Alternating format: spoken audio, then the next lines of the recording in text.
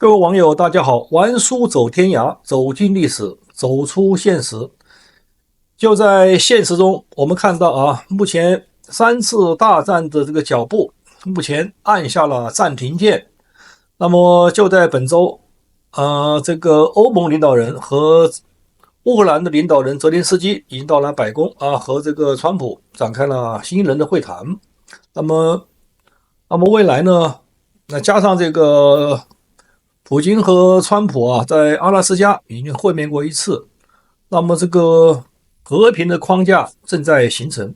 我们且不论这个和平的框架到底是具体条款是什么是否是以这个乌克兰牺牲土地换和平，比方说牺牲顿涅斯克和卢甘斯克这两个地方来换取这个美国的安全保证包括到底能不能未来加入北约，我觉得都不重要了。为什么呢？我们看这个行动，就是普京首先到了阿拉斯加，然后欧盟领导人加小泽到了美国白宫，这表明双方都有意愿。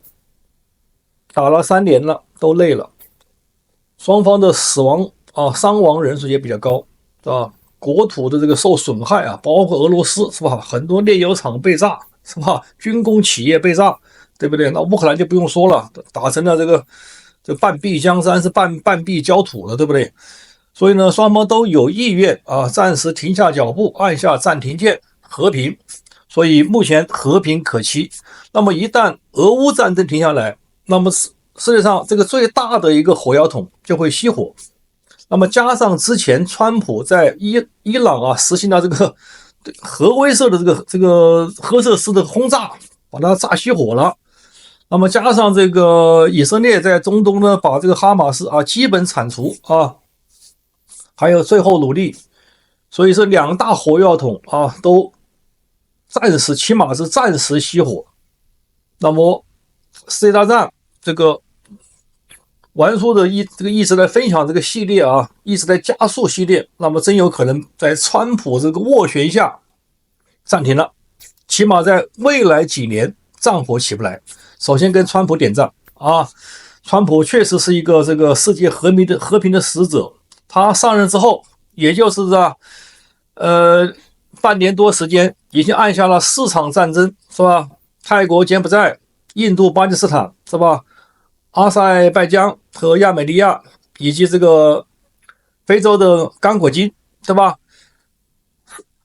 ？8个国家4场战乱，在川普的大力斡旋下停下了脚步，对吧？如果这次的这个俄乌战争再停下脚步，那么川普毫无疑问当之无愧的2025年诺贝尔和平奖不可能有人超过他，对吧？所以玩叔也看一下这个川普的他使用哪些招法了，玩叔也很有的纳闷这个谈判技巧真的很高为什么呢？我看这个川普他两边对吧，两边打压是吧？一边这个是吧，威胁这个普京是吧？你要不停火，那下步就是2级制裁了，包括你跟这个俄罗斯送这个各种这个武器买它的石油资源的印度中国都会受到2级制裁。你看，这是一个打压。同时呢，一方面打压乌克兰，你再打的话，你自己管自己了武器不给了武器要给是只有买了是吧？欧盟你自己掏钱了，对不对？所以两边打压，这漫天要价，然后就地还钱这个谈判策略还是多少起点作用。但是玩叔分析呢，更多的是这双方已经疲惫了，是吧？人员损失，你看俄罗斯打了之后，人都没有了，靠朝鲜是吧？是派兵了，对不对？乌克兰毫无疑问，它本身也就是3000多万人，对不对？所以他的人员也很紧张。所以呢，那么这两处战火暗息之后的话呢，那我认为台海那我也会步入一个相对的和平期。为什么这么说呢？因为大家看到了嘛，中国也不是个傻子，对不对？他这个对中国有启示什么启示呢？玩叔分析有3点启示。第一点启示就是，西方虽然不那么强，他这个联盟不那么紧，是吧？搞民主决策讨论来讨论去，是吧？你看帮助这个乌克兰啊，一下出钱，一下不出钱，一下出力，一下不出力，对不对？确实有这样，但是呢，他可以帮西方北约团结起来，他可以帮乌克兰，帮乌克兰抵抗了俄罗斯这样的一个军事强国大国，排在老二了嘛，是吧？老大是美国，老二老三就是中国和这个俄罗斯，对吧？能够帮助一个小国家乌克兰能够抵抗这个大国，你看面积，那个俄罗斯是乌克兰的多少倍啊？是吧？估计8到10倍吧，是吧？误测一下，对吧？你看到没有，能扛住3年，对不对？那么换句话讲，西方可以帮助乌克兰，那也可以帮台湾，是吧？如果说两边同时开战，有时候还不能顾及的话，那一旦这个战火停了，那帮助台湾就更没问题了。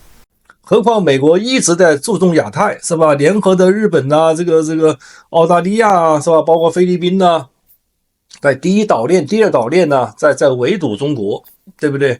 并且在经济方面，是吧？现在开始这个脱钩断链，是吧？经济那个关税的这个相当于这个加关税，是吧？不是让你中国这个挣美国的钱，挣全世界的钱，所以它这个压力非常大的啊。所以这是第一个教训啊。第二个就是呢，战争打的是什么东西呢？战争打的是实际上是资源加技术，当然还有就是人力物力了啊。你资源你没有的话，你打不下去。你像俄罗斯，如果不是靠着这个朝鲜提供人力，靠着这个伊朗和中国提供这个技术，是吧？提供这个无人机，那他也往下扛不下去，对不对？那同样，如果说美国为首的西方要围堵中国的话，叫芯片上面卡脖子，对吧？那你这个你也打不下去，你技术方面不行了啊，你技术资源不够啊。中国当然是个资源大国，那稀土是它资源，它可以卡脖，但是稀土这块大家都可以生产，只是各国家只要牺牲各国家这个环保都可以生产，对不对？它不是什么高精尖，真正的高精尖就是芯片，是吧？是科技，是算法。所以呢，打仗是靠这个资源加技术的。那么中国如果一旦打起来，被这个西方这个是吧制裁封锁的话，那他也很难以为继。我们就看二战的时候，当年英国凭什么能够坚持那么长久呢？王叔一直在读战史啊，读这个丘吉尔的这个二战回忆录啊。因为王叔原来也是军旅生活啊，干过以后也好歹在司令部也干过，是吧？所以呢，有点这方面这个全局观念啊。你看当年这个丘吉尔就是因为一个就是大西洋这条线运输从美国运过来的这个各种军备物资啊武器，对不对？你这条线一断，当年的德国潜艇一炸，那这个丘吉尔马上紧张了，对不对？你别说是这个军事设备不够，搞不好你连老百姓吃的饭的粮食都不够，对吧？还有地中海这一线运输，是吧？从印度，当年是英国是日不落帝国嘛，他的这个盟友啊，这个亲戚也很多啊，澳大利亚、新西兰呐、是吧？都是亲戚，是吧？然后这印度也是，马来西亚那边也是，对吧？所以呢，这个地中海航线也不能断。所以他说卡北非，他是一定要北非要打赢的，是吧？都是利比亚啊，这个叙利亚啊，包括这一块，对吧？所以他要保持这个航线畅通，保持这个相当于这个动脉呀，是吧？经济动脉、物质动脉，它不能停，一停它就打不下去了。只要这条线，像太平洋航线，对吧？大西洋航线，这个地中海航线是疏通的，那这个英国人越打越厉害。所以当年这个丘吉尔在二战回忆录中写到，就是大概在1941年就开始做远景规划了，就是大概在44年可以拿下全局，拿下德国，是吧？后来推了1年嘛，大概是45年整个拿下啊。所以说这个战略全局是要靠资源后勤来做支撑的，没有后勤你这个战争打不下去，对不对？所以我觉得中国应该看到这一点啊，多少应该看到这一点。第三点呢，我觉得未来的3次大战呢，要打的话呢，要有一个这个是什么？有一个强人。你看当年德国希特勒是个强人，个独裁者，对不对？现在的强人，你像这个普京还不够强啊，他有点虚张声势。你看到没有？一打人家德国的闪电战，一下子就可以是吧？拿下比利时，拿下荷兰。但是你像我们这个俄罗斯的普京是吧？乌克兰拿下，他派出空降部队，这没拿下，这自己还把自己搞得是吧灰头土脸的是吧？所以他的军力实力并不强，没有德国的闪电战那么高的实力是吧？他那个强人也不够强啊。中国就更不用说了，还没这好多人没打过仗是吧？更是没有这个心理上这个优势。所以通过这3点看呢，王叔认为这个3次大战这个目前看来是起码是暂停的啊。那王叔说的暂停什么意思呢？就是说他这个本质上没有消除。比方说这个乌克兰，你就说他这次如果割让两个州的话，那他也不服气呀、对吧？那以后呢，只有是说回去之后是吧？签下协议之后，继续这个发展武器、发展人力是吧？然后跟这个北约能不能尽量加入北约，拉着美国保护，那搞不好再过1-2年再开打，对吧？他这个民族上，他民族矛盾他不可调和的，土地领土不可调和，对吧？这个东西就暂时我忍一忍是吧？暂时不打了，那我未来并不一定能够忍下去。就像美国炸了伊朗一样的，伊朗他这口气他不忍不行，他因为现在打不赢你，对吧？技术不行。那他过几年他又是卧薪尝胆呢，加上这个伊朗这个伊斯兰教人多啊，我现在说全世界来说，这个伊斯兰教，你看到我们的加拿大，这个澳大利亚现在教堂门口是吧？基督教教堂门口都围的都是伊斯兰的，是吧？在这里祈祷哈，就要消灭你的基督教，所以他人你架不住人多。你西方的文明你也不能滥杀人嘛，对不对？他人多之后，他自然的就会什么？这个伊斯兰教就会，他不说成渣泛起，他就是越来越厉害了，他就会打压你，对吧？像我们在泰国南部，我看到了泰国南部旅游嘛，对不对？那泰国人也是够叫信佛教嘛，够佛性的，对吧？允许这个伊斯兰教在存在，但是伊斯兰教他也想扩充自己啊，要进入学校啊，这教这个些文化呀，那么泰国多少可能有点这个不大愿意了，就有点打压啊，两方面就是吧，这边就开始搞恐怖主义了，所以这个矛盾它永远不能消除，只是说你实力大，我暂时不动你了，一旦我积蓄力量到一定程度之后，我又会是吧，又会沉渣泛起，又会再燃战火，所以中东火药桶虽然是暂时熄灭。俄乌战场未来我认为也会暂时熄灭，但是虽然是我说是暂时，就是暂时，它又过去2年，它这个领土之争，它之后是不可调和矛盾，它还会起来啊，好不好？这是我对这个局势的一个看法啊。所以呢，完说我这个系列啊，我也希望世界和平。那么如果这个俄乌战争停下来，那我这个系列暂时我也会暂停了。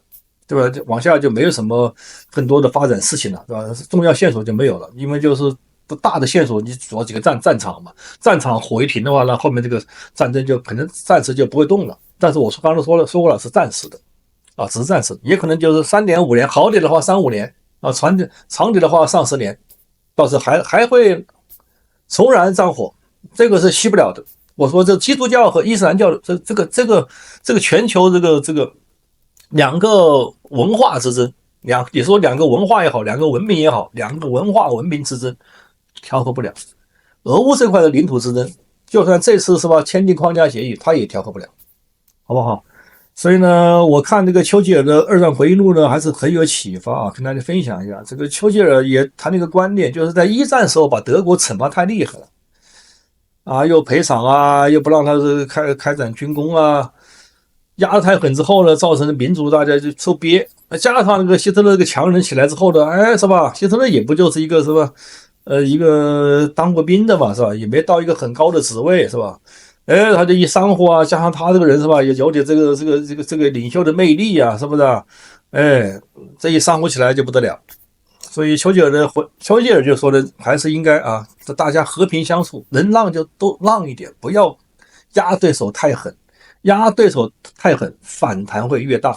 所以我也希望这次和平协议早点签下来，两方都不要压对方太狠，都留有余地，留有余地的越多，那么未来的和平的时期越长，哇，世界和平的这个期望就会越长，好吧？这是王叔今天对这个事情的分享啊，讲的不对的地方，请大家打在屏幕下方和王叔互动。好的，谢谢大家。